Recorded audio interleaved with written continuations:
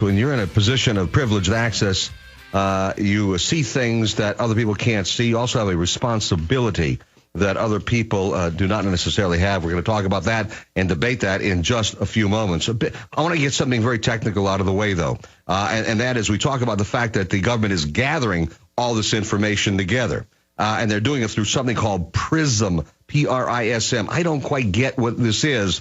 And so what I did was I wanted to get Kevin Richards on. He's a technology and computer expert with Ventura Web Design, and I thought we would ask him these very important questions, let him give us the technical answer that we can actually understand. Kevin, thanks so much for being with us. Hey, good afternoon, Alan. Thanks for having me. Absolutely. So real quickly, so we all understand we're on the same page, what is PRISM?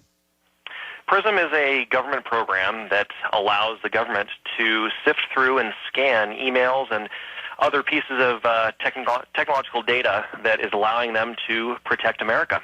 Does it take all the information that's out there, or just selective information? Well, obviously, the Director of National Intelligence, James Clapper, in his statements, he clearly said that he's not going to give a playbook to our enemies on how it works. So obviously, I don't have the ability to tell you all the details about it.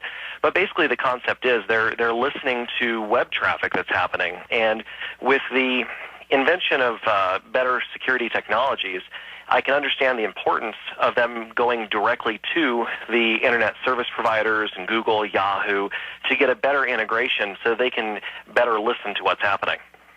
But my question really is, are they going after selective information that's very, very important, or does this PRISM have the ability to be able, because I've heard that it has the ability to be able to take and record everything that you can, every metadata-based concept you can imagine, and then hold it for playback and dicing up later on? Well, it's not the first time the government's had a program similar to that. I'm sure you remember back in 2000 a program called Carnivore, another program called Echelon. All the internet data, the way the internet works is your data, when you're communicating with a website, let's say that's housed in New York, and let's say that you're in Los Angeles, that data is going to pass through quite a few servers on the way to its final destination.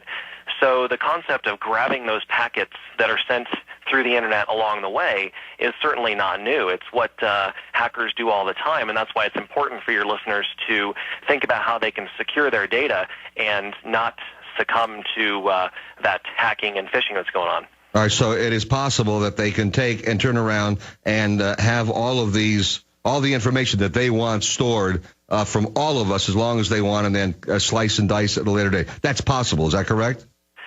It definitely is. I mean, certainly there's technologies out there.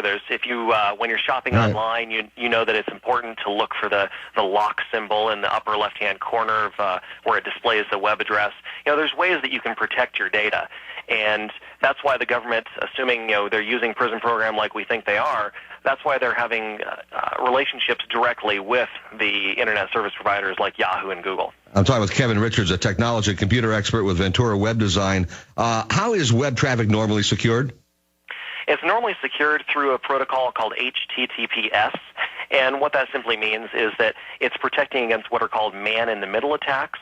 So it stops eavesdropping and tampering with the contents of your communication. Like I was talking about, when you're sending that data from LA to New York, there's a lot of individual points along the way where your information could be grabbed.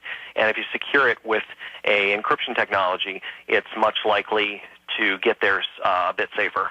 All right. Now, whenever we come up with a situation where these things can happen, where they can invade our privacy somehow and invade emails, calls, whatever, there's also always someone in the background creating technology that can counter that. I mean, it's the old American way of life, right? Necessity, the mother of invention. So if that being the case, what can the average person do to protect themselves online? Well, one of the things you want to do is use an up-to-date web browser such as Google's Chrome or Firefox, and they have different technologies in them. One is called private browsing, the other is called incognito mode. But the reality is your internet service provider, the one that you connect with, will still know which websites you're visiting because they're serving that traffic back to you. All right, so you can protect yourself using certain types of browsers and certain other types of filters. Exactly. And what's really interesting is that how do you know which one to use? You choose whichever one you enjoy the experience on better.